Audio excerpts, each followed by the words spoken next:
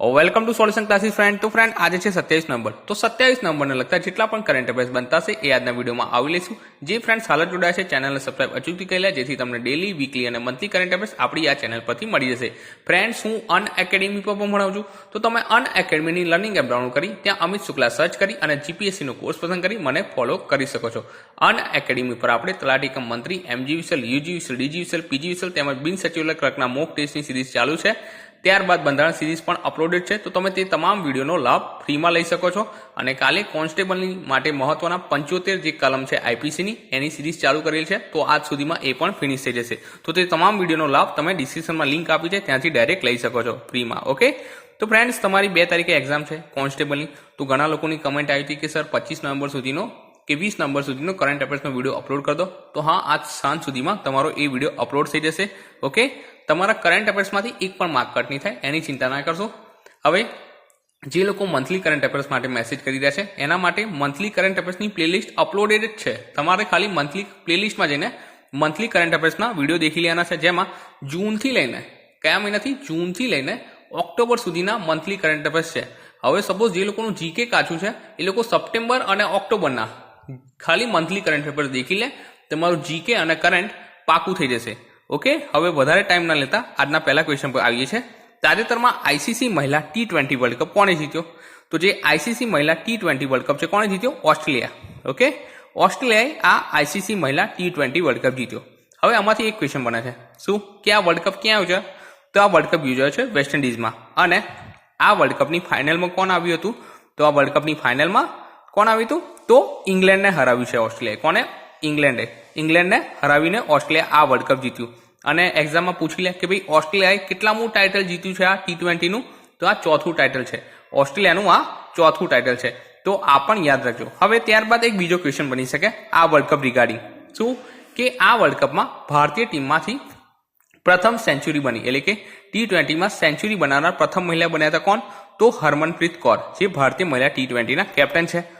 ત્યારબાદ જે એલિસા હેલી છે તેઓ પ્લેયર ઓફ ધ ટુર્નામેન્ટ બન્યા હતા. કોણ? એલિસા હેલી.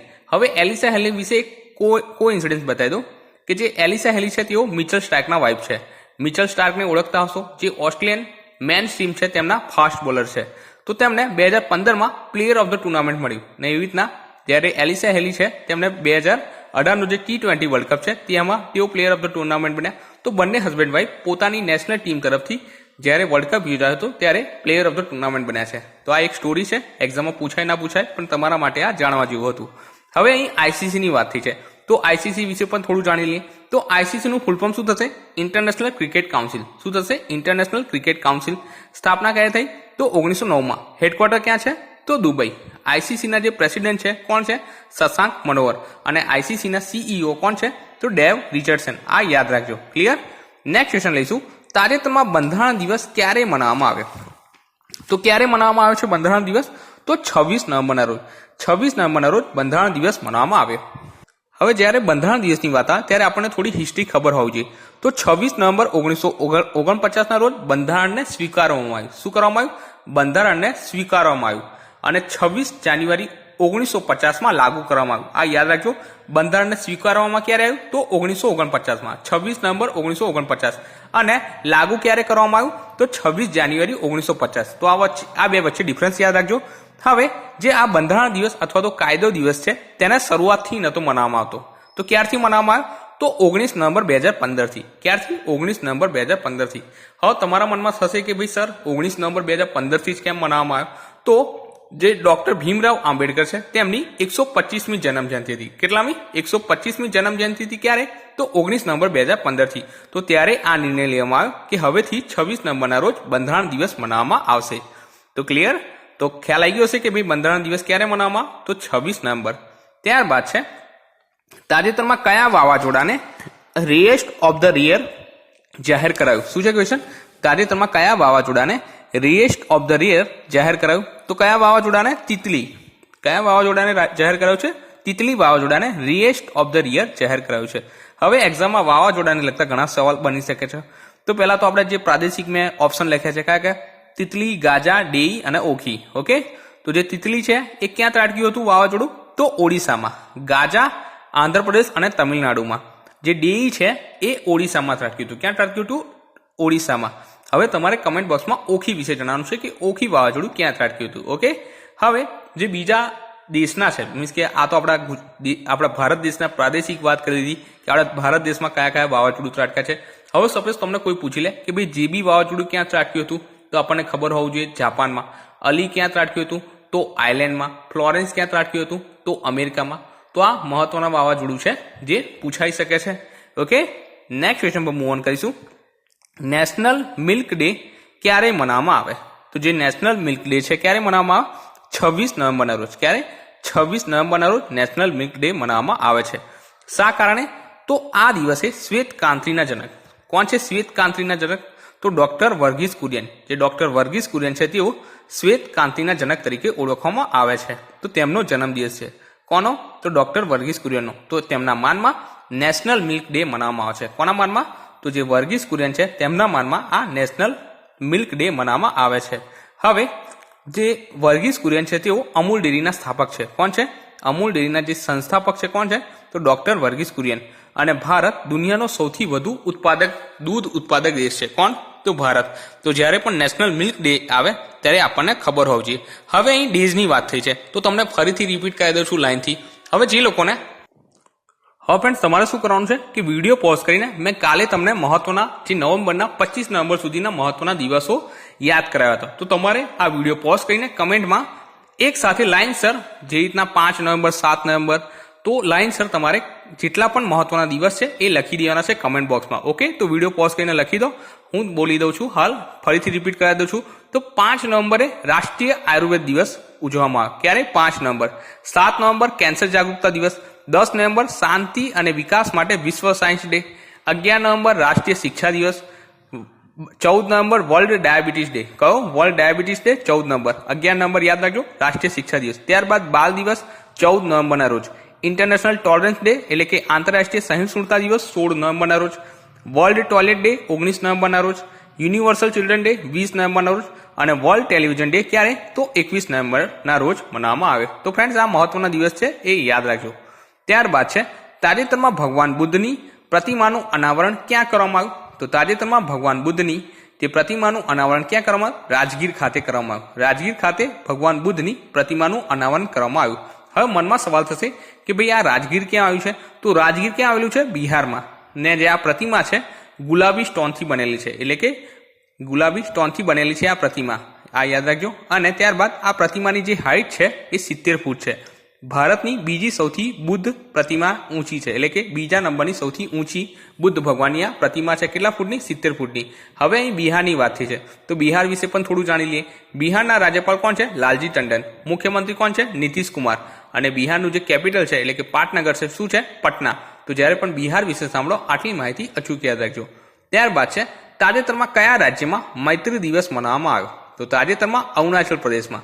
કયા રાજ્યમાં? અરુણાચલ પ્રદેશમાં મૈત્રી દિવસ મનાવવામાં આવ્યો છે. હવે જે અરુણાચલ પ્રદેશ છે તેમાં આ 10મો મૈત્રી દિવસ મનાવવામાં આવ્યો. કેટલામો? 10મો. અને અરુણાચલ પ્રદેશમાં આ મૈત્રી દિવસ મનાવવાની શરૂઆત 2004થી થયેલી. હવે મનમાં થશે કે ભાઈ શરૂઆત 2004થી થઈ હોય તો અત્યાર સુધી તો 2018 સુધીમાં તો 14 મનાવી ચૂક્યા હોવા જોઈએ. પણ આમાં ઓડ ઇવન હોય છે કે અમુક કારણોસર આ મૈત્રી દિવસ મનાવવામાં આવ્યો ન હતો. એટલા માટે આ 10મો મૈત્રી દિવસ છે. હવે અહીં અરુણાચલ પ્રદેશની વાત થઈ છે ને અરુણાચલ પ્રદેશ વિશે આપણે ઘણું થોડું ઓછું જાણતા હોઈએ છીએ. તો અરુણાચલ પ્રદેશ વિશે પણ થોડું જાણી લઈએ. તો અરુણાચલ પ્રદેશનું પાટનગર છે ઈટાનગર. સીએમ છે એટલે કે મુખ્યમંત્રી કોણ છે? પેમા ખંડુ. અને રાજ્યપાલ છે બીડી મિશ્રા. યાદ રાખજો અરુણાચલ પ્રદેશનું પાટનગર શું છે? ઈટાનગર. સીએમ પેમા ખંડુ અને રાજ્યપાલ છે બીડી મિશ્રા. ત્યારબાદ છે આઈસીસી મહિલા વર્લ્ડ T20 ના કેપ્ટન કોને નિયુક્ત કર્યા? તો જે આઈસીસી મહિલા વર્લ્ડ T20 ના કેપ્ટન કોને નિયુક્ત કર્યા છે? હરમનપ્રીત કૌર. હરમનપ્રીત કૌર ભારતીય ખેલાડી છે અને હરમનપ્રીત કૌર તેઓ ભારતીય મહિલા T20 ના કેપ્ટન છે. અને જ્યારે મિતાલી રાજ વન ડે અને ટેસ્ટ મેચ ટીમના કેપ્ટન છે. આ યાદ રાખજો. જેમને જે આઈસીસીની મહિલા વર્લ્ડ T20 છે તેના કેપ્ટન નિયુક્ત કરવામાં આવ્યા છે. હવે હરમનપ્રીત કૌર વિશે એક ફેક્ટ જણાવી દઉં. હરમનપ્રીત કૌરે વર્લ્ડ T20 મેચમાં ભારત તરફથી પ્રથમ મહિલા ખેલાડી બન્યા કે જેમણે T20 સિરીઝ છે તેમાં સેન્ચુરી બનાવી હોય. તો તેઓ પ્રથમ આ કારનામું કરનારા હતા. અને મિતાલી રાજ વિશે પણ એક ફેક્ટ જણાવી દઉં. મિતાલી રાજ હાલમાં ભારતીય મેન્સ ટીમ અને જે ભારતની મહિલા ટીમ છે તેમાં બંનેમાં કમ્બાઈન એટલે કે સૌથી વધુ રન બનાવનારા ખેલાડી છે. કેટલા? 2232. તો આ યાદ રાખજો મિતાલી રાજ વિશે. ઓકે. ત્યારબાદ છે તાજેતરમાં કયા દેશના વિદેશ મંત્રી 4 દિવસીય ભારતીય યાત્રા પર છે? તો માલદીવ દેશના વિદેશ મંત્રી. કયા દેશના?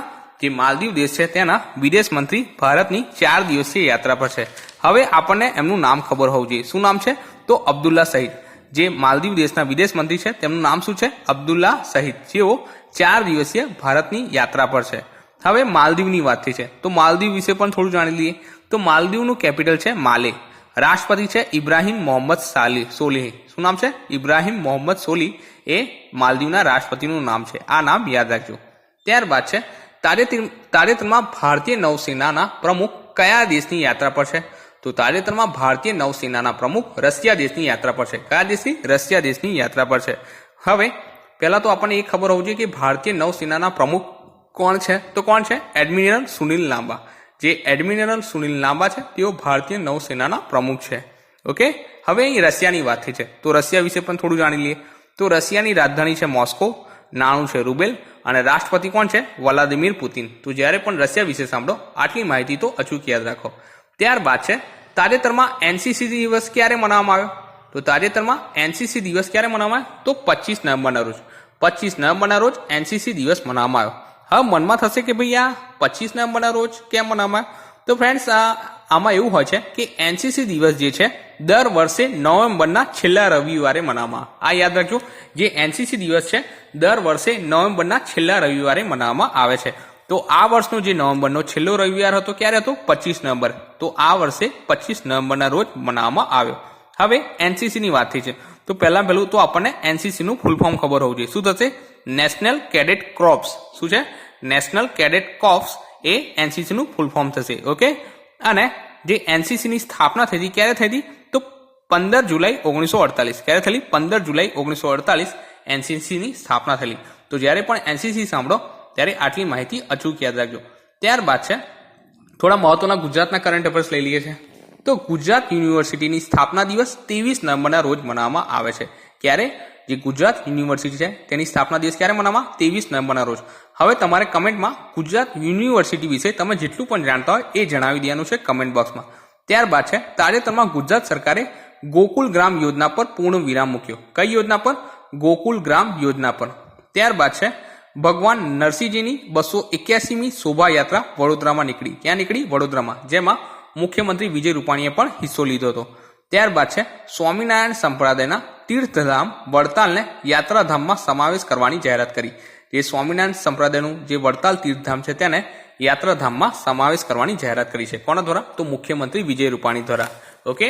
હોપફુલ વિડીયો તમને હેલ્પફુલ રહેશે. જો વિડીયો હેલ્પફુલ રહે તો શેર જરૂર કરી દેજો. તો નેક્સ્ટ વિડીયો સાથે જલ્દીથી મળીશું. ત્યાં સુધી વાંચતા રહો.